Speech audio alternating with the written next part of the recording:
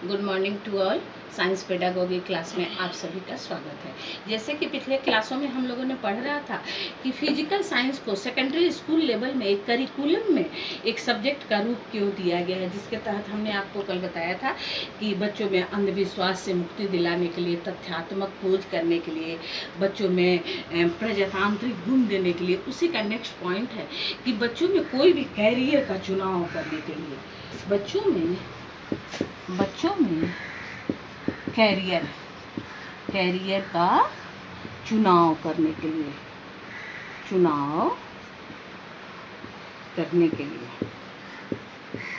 बच्चों में कैरियर का चुनाव करने के लिए, जैसे कोई बच्चा डॉक्टर बनना चाहता है, कोई बच्चा इंजीनियर बनना चाहता है तो उसे साइंस की पढ़ाई पढ़नी होगी।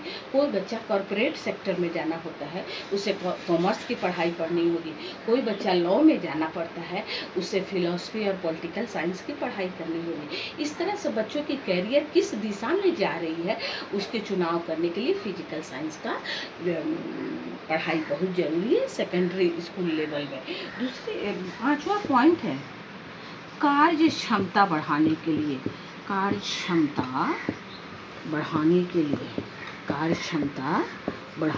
लिए बच्चों में कार्य क्षमता बढ़ाने के लिए।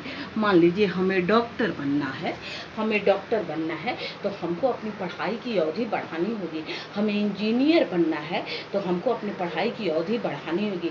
हमको साइंस लेकर पढ़ना होगा, 24 घंटा में कम से कम हमको 18 घंटा पढ़ना होगा।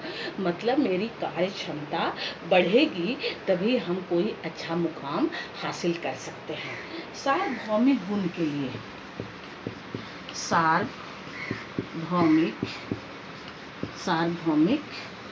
दक्षता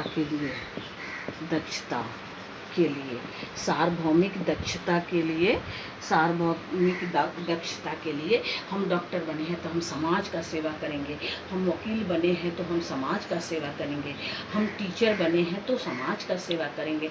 मतलब हमारा कार्य कुछ ऐसा हो जो सार्वभौमिक रूप से हो।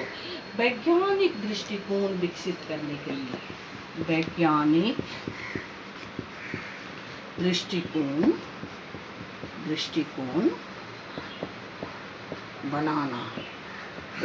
दृष्टिकोण बनाने के लिए, जैसे हम कुछ पीपीटी पर पढ़ा रहे हैं, हम प्रोजेक्टर पर पढ़ा रहे हैं, हम वैज्ञानिक तरीके से पढ़ें, हम वैज्ञानिक तरीके से आंकड़ा ले रहे हैं।